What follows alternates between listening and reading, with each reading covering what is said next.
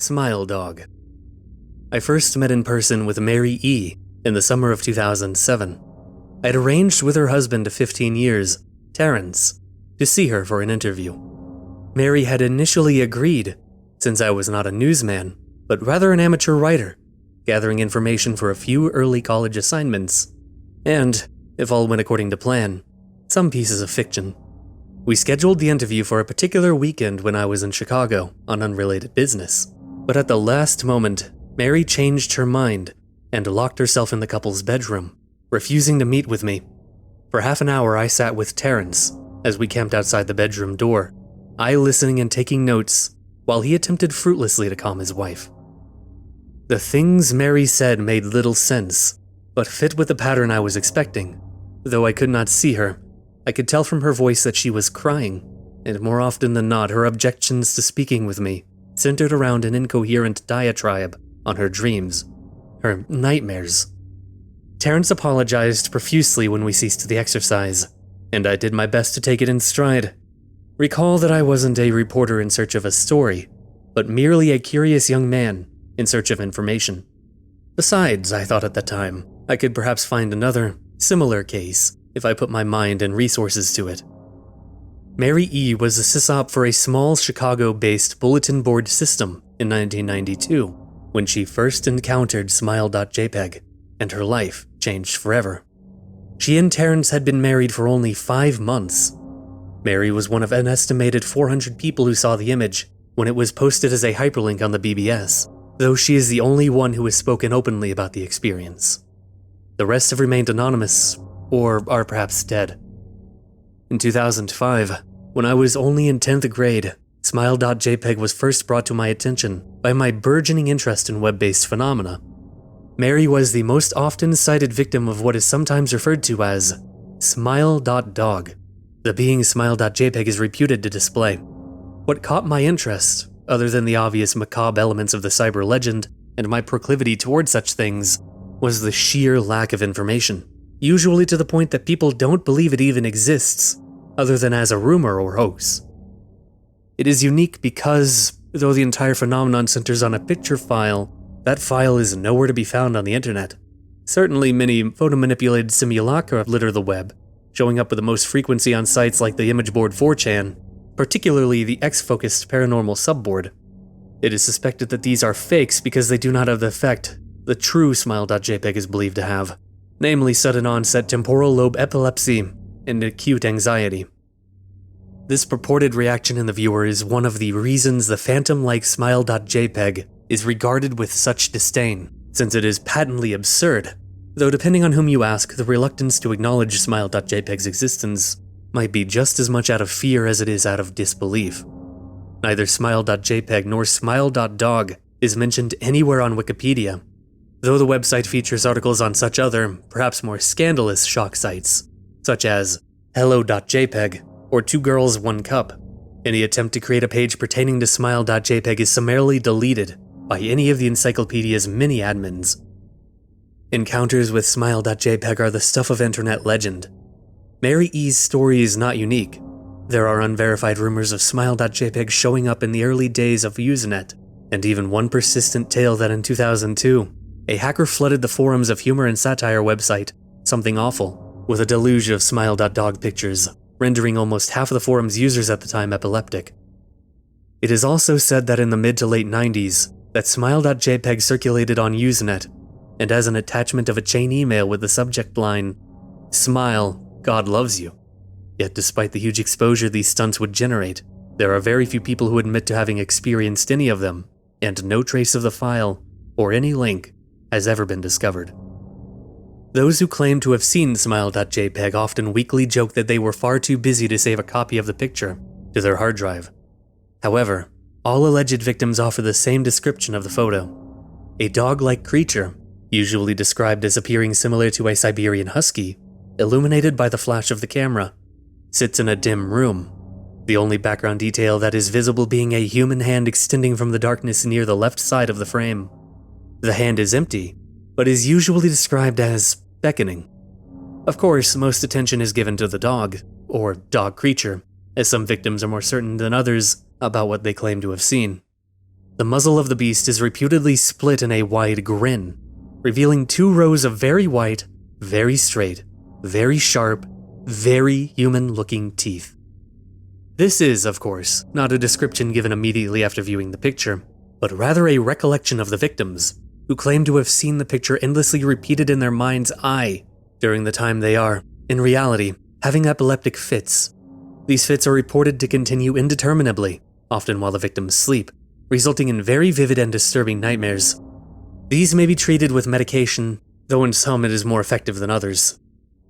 Mary E., I assumed, was not on effective medication. That was why after my visit to her apartment in 2007, I sent out feelers to several folklore and urban legend-oriented news groups, websites, and mailing lists, hoping to find the name of a supposed victim of Smile.jpg who felt more interested in talking about his experiences. For a time, nothing happened, and at length I forgot completely about my pursuits, since I had begun my freshman year of college and was quite busy. Mary contacted me via email, however, near the beginning of March 2008. 2. JML. From Mary E. Subject: Last summer's interview. Dear Miss Sorrell, I am incredibly sorry about my behavior last summer when you came to interview me. I hope you understand that it was no fault of yours, but rather my own problems that led me to act out as I did. I realize that I could have handled the situation more decorously. However, I hope you will forgive me. At the time, I was afraid. You see, for 15 years I have been haunted by Smile.jpg. Smile.dog comes to me in my sleep every night. I know that sounds silly, but it is true. There is an ineffable quality about my dreams, my nightmares, that makes them completely unlike any real dreams I have ever had. I do not move and do not speak. I simply look ahead, and the only thing ahead of me is the scene from that horrible picture. I see the beckoning hand, and I see Smile.dog. It talks to me. It is not a dog, of course, though I am not quite sure what it really is. It tells me it will leave me alone if only I do as it asks. All I must do, it says, is spread the word. That is how it phrases its demands, and I know exactly what it means. It wants me to show it to someone else. And I could. The week after my incident, I received in the mail a manila envelope with no return address. Inside was only a 3.5-inch floppy diskette. Without having to check, I knew precisely what was on it. I thought for a long time about my options. I could show it to a stranger, co-worker. I could even show it to Terrence, as much as the idea disgusted me. And what would happen then? Well, if Smile.dog kept its word, I could sleep. Yet if it lied, what would I do? And who was to say something worse would not come for me if I did as the creature asked? So I did nothing for 15 years, though I kept the diskette hidden amongst my things. Every night for 15 years, Smile.dog has come to me in my sleep and demanded that I spread the word. For 15 years I have stood strong, though there have been hard times. Many of my fellow victims on the BBS board when I first encountered Smile.jpg stopped posting. I heard some of them committed suicide. Others remained completely silent, simply disappearing off the face of the web. They're the ones I worry about the most. I sincerely hope you will forgive me, Mr. L. But last summer when you contacted me and my husband about an interview, I was near the breaking point. I decided I was going to give you the floppy diskette. I did not care if Smile.dog was lying or not. I wanted it to end. You were a stranger, someone I had no connection with, and I thought I would not feel sorrow when you took the diskette as part of your research and sealed your fate. Before you arrived, I realized what I was doing. I was plotting to ruin your life. I could not stand the thought, and in fact I still cannot. I am ashamed, Mr. L, and I hope that this warning will dissuade you from further investigation of Smile.jpg. You may in time encounter someone who is, if not weaker than I, then wholly more depraved. Someone who will not hesitate to follow Smile.dog's orders. Stop while you are still whole. Sincerely, Mary E. Terrence contacted me later that month with the news that his wife had killed herself. While cleaning up the various things she'd left behind, closing email accounts and the like, he happened upon the above message. He was a man in shambles. He wept as he told me to listen to his wife's advice. He'd found the diskette, he revealed, and burned it until it was nothing but a stinking pile of blackened plastic. The part that most disturbed him, however, was how the diskette had hissed as it melted. Like some sort of animal, he said. I will admit that I was a little uncertain about how to respond to this. At first, I thought perhaps it was a joke, with a couple belatedly playing with the situation in order to get a rise out of me. A quick check of several Chicago newspapers' online obituaries, however, proved that Mary E. was indeed dead. There was, of course, no mention of suicide in the article. I decided that, for a time at least, I would not further pursue the subject of Smile.jpg, especially since I had finals coming up at the end of May. But the world has odd ways of testing us. Almost a full year after I'd returned from my disastrous interview with Mary E., I received another email. To JML. From Elzahir82. Subject: Smile. Hello. I found your email address through a mailing list. Your profile said you are interested in Smile Dog. I have saw it. It is not as bad as everyone says. I have sent it to you here. Just spreading the word. The final line chilled me to the bone. According to my email client, there was one file attachment called, naturally, Smile.jpg. I considered downloading it for some time. It was most likely a fake, I imagined, and even if it weren't, I was never wholly convinced of Smile.jpg's peculiar powers. Mary E.'s account had shaken me, yes, but she was probably mentally unbalanced anyway. After all, how could a simple image do what Smile.jpg was said to accomplish?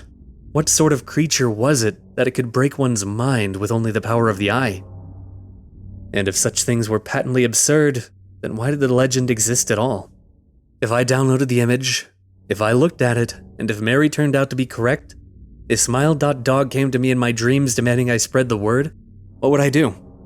Would I live my life as Mary had, fighting against the urge to give in until I died? Or would I simply spread the word, eager to be put to rest? And if I chose the latter route, how could I do it? Whom would I burden in turn?